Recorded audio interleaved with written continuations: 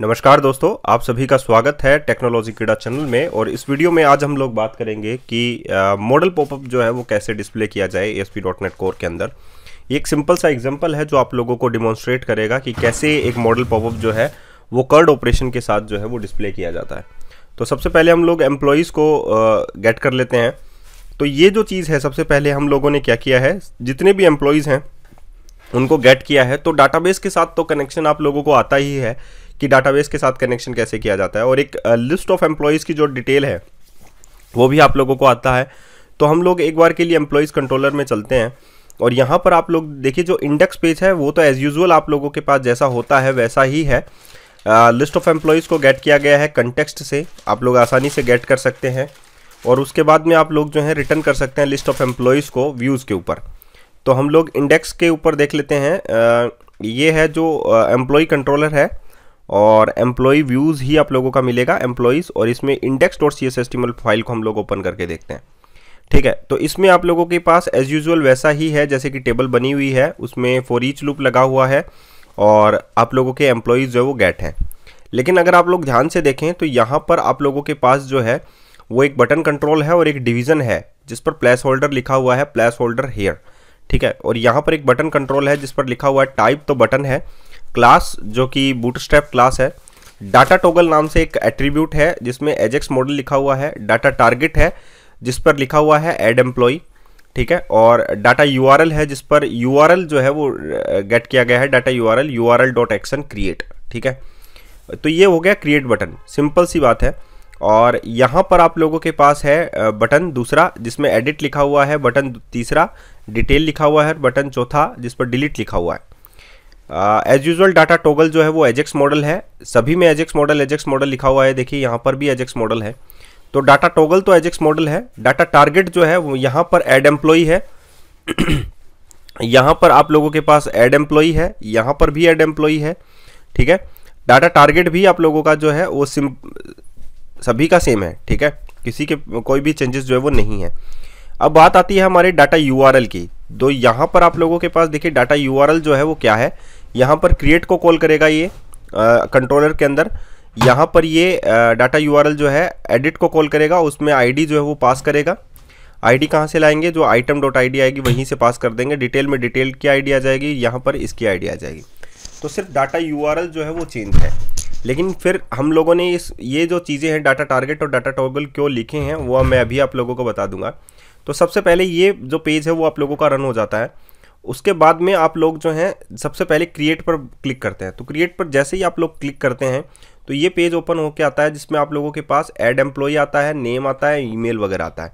ठीक है, तो यहाँ ये पेज कैसे आया, तो ये है एक मॉडल पॉपअप। ठीक है, और ये कॉल कैसे हुआ मैं अभी बता देता हूँ आप लोगों को। तो सबसे पहले मैं यहाँ पर चलता हूँ दोबारा से इस पेज के ऊपर। मैंने एक्चुअली में कॉल किया है इसको, डाटा यूआरएल को। ठीक है, जैसे ही मैं क्लिक करूँगा तो आप लोगों को क्या पता चला कि ये क्लिक हो गया। तो ये जो क्वेरी है, जो क्लिक की क्वेरी है वो जाएगी आप लोगों के पास जेएस के पास, सबसे पहले जेएस की। दोबारा से बताता हूँ मैं आप लोगों को कि मैंने जैसे ही क्रिएट पे क्लिक किया तो ये मॉडल पॉपअप आप लोगों का ओपन हुआ। मॉडल पॉपअप ओपन कैसे होगा, आप लोगों को एक जेएस फाइल बनानी पड़ेगी जो ऑलरेडी हमारे पास site.cs के नाम से आती है, जेएस के नाम से। उसमें मैंने फंक्शन बनाया, उसमें एक प्लेस होल्डर एलिमेंट लिया, कोई भी आप लोग नेम ले सकते हैं यहाँ पर। और इसका जो ये जो है हैश प्लेस होल्डर हेयर, ये वो है जो कि इंडेक्स फाइल में आप लोगों के पास डिवीज़न है, ये वाला आईडी। ठीक है, और आप लोगों को पता है कि जेएस में हम लोग जो है आईडी हैश से ही डिनोट करते हैं। उसके बाद में यहाँ पर देखिए फिर से jQuery लगाया, बटन। अब बटन में बहुत सारे बटन हमारे पास हैं इंडेक्स के अंदर, जैसे कि ये भी बटन है, ये भी बटन है और ये तीनों भी बटन है, तीनों बटन है। लेकिन इसमें अगर हम लोग देखें data toggle equals to ajax modal, तो तीनों का ही एजेक्स मॉडल है। अगर आप लोग ध्यान से देखें तो data toggle equals to ajax modal, तो तीनों ही एजेक्स मॉडल हैं। तो इसमें से कोई भी बटन जो है वो प्रेस आप लोग करेंगे तो क्या होगा, डॉट क्लिक, अगर उस पर क्लिक करेंगे चारों बटन को ही अगर आप लोग क्लिक करेंगे तो इवेंट कॉल होगा। इवेंट में क्या जाएगा, सबसे पहले दिस यानी कि जो बटन आप लोगों का प्रेस होगा उसका डाटा यूआरएल, उसका डाटा जो है यानी कि एजेक्स डाटा। यहाँ पर फिर से चलते हैं, यहाँ पर इसका मतलब डाटा और उसका जो यूआरएल है यहाँ पर, तो ये गया सबसे पहले जैसे ही मैंने क्लिक किया तो यूआरएल के अंदर क्या गया, दिस यानी कि बटन जो प्रेस किया है डाटा, उसका यूआरएल जो है वो यहाँ पर आ जाएगा इस यूआरएल के अंदर। उसके बाद में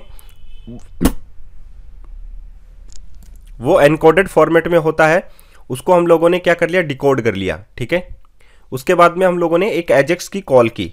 एजेक्स की कॉल करने का मतलब है $.get गेट मेथड अगर आप लोग कॉल करेंगे तो उसमें डिकोडेड यूआरएल जो आप लोगों ने कॉल किया है वो कॉल करेंगे। तो यहाँ पर देखिए गेट मेथड कॉल हुआ, ध्यान से रखिएगा, डिकोडेड यूआरएल। और यूआरएल क्या है आप लोगों का, index.cshtml पर जैसे क्रिएट करेंगे तो क्रिएट को कॉल करेगा। यहाँ पर एम्प्लॉय कंट्रोलर पर चलते हैं, क्रिएट मेथड को कॉल करेगा। क्रिएट में जैसे ही गेट को कॉल करेगा एक नया एम्प्लॉय बना और यहाँ पर रिटर्न हुआ पार्शियल व्यू को, और इस एम्प्लॉय को भेज दिया गया।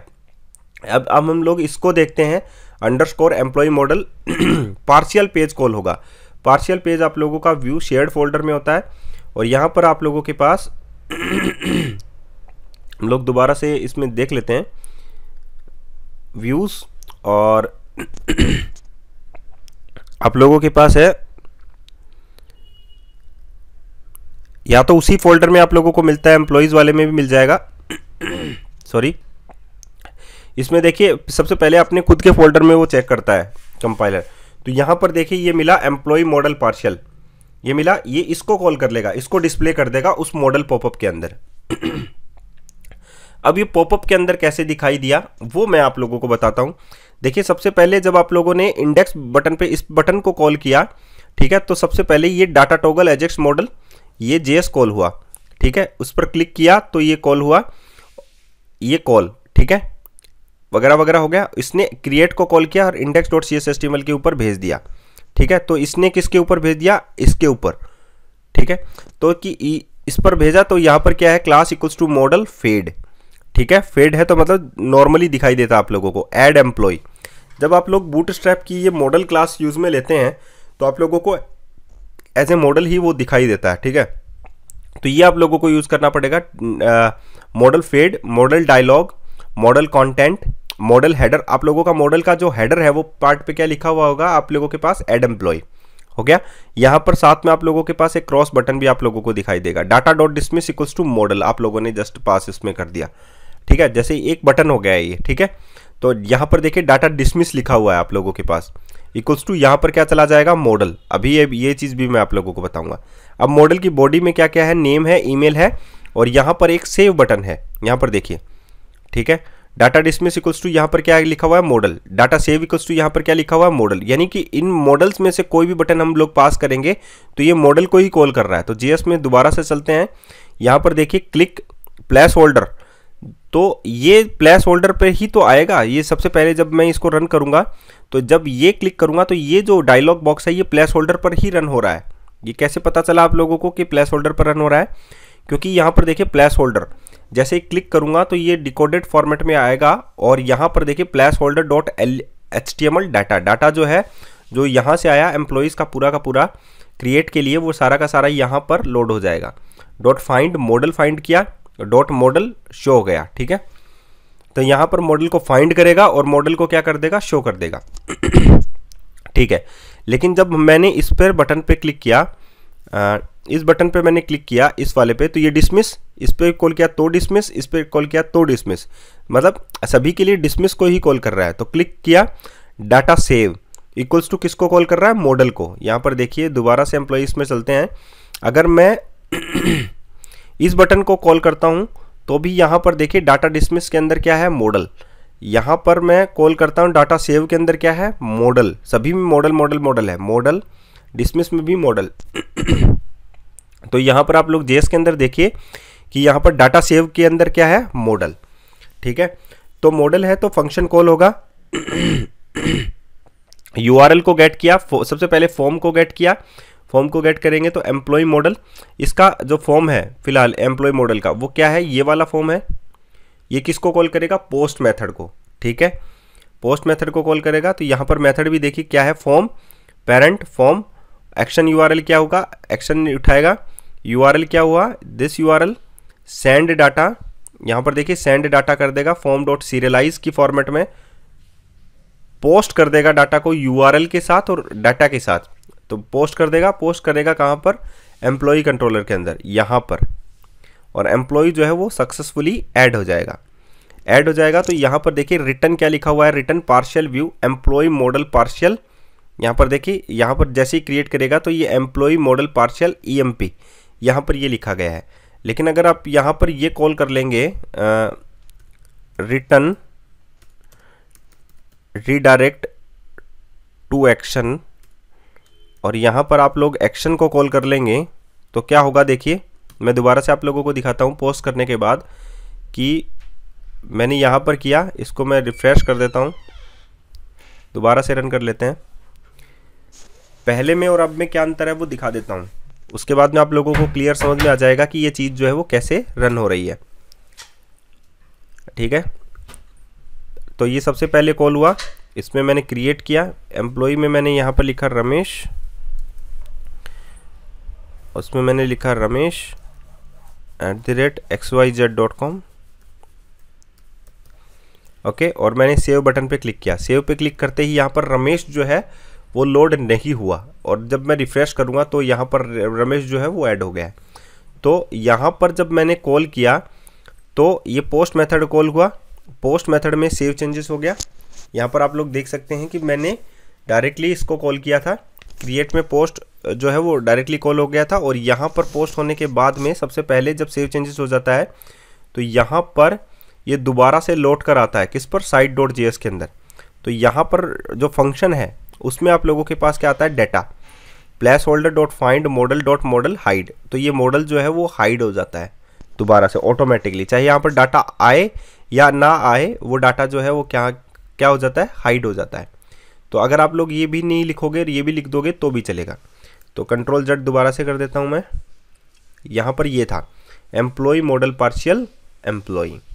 ठीक है, एम्प्लॉय मॉडल पार्शियल जो आप लोगों के पास है अभी फ़िलहाल, ये वाला नेम वगैरह वगैरह ये सारा हाइड हो जाता है पूरा का पूरा। ठीक है, अब ये तो था उसकी बात कि आप लोगों ने site.js का मतलब समझ में आ गया कि पहले तो ये लोड करेगा एम्प्टी विंडो को, उसके बाद में जब सेव कर दोगे तो ये हो जाएगा। अगर हम लोग एडिट करेंगे तो भी सेम प्रोसीजर चलेगा आप लोगों के पास, और अगर हम लोग डिलीट करेंगे तो भी करेगा। डिलीट के लिए ये लोड हो जाएगा, सिंपल कॉल करेगा सेम मेथड के साथ, डिलीट बटन करते ही ये कॉल कर देगा, लेकिन जब मैं रिफ्रेश करूँगा तो ये डिलीट भी हो जाएगा। डिटेल के लिए भी सेम कॉल करेगा, ये डिसमिस। एडिट के लिए भी सेम कॉल करेगा, जैसे कि टैग यहाँ पर लिख देता हूँ, अपडेट करता हूँ, यहाँ पर मुझे रिफ्रेश करने की बस ज़रूरत पड़ेगी। ठीक है, और नेक्स्ट वीडियो में हम लोग ये रिफ्रेश वाला भी ऑप्शन जो है वो हटा देंगे। ठीक है, अब मैं क्रिएट करूँगा तो क्रिएट के लिए भी मॉडल पॉपअप ओपन होता है। तो आई थिंक अगर आप लोगों को ये पूरा कोड चाहिए है कि जो है चीज़ें कैसे की हैं, तो आप लोग मुझे कमेंट कर सकते हैं, और उसके बाद में हम लोग आप लोगों को बताएंगे कि एक्चुअली में इसका पूरा का पूरा प्रोसीजर जो है वो कैसे है। ठीक है, धन्यवाद।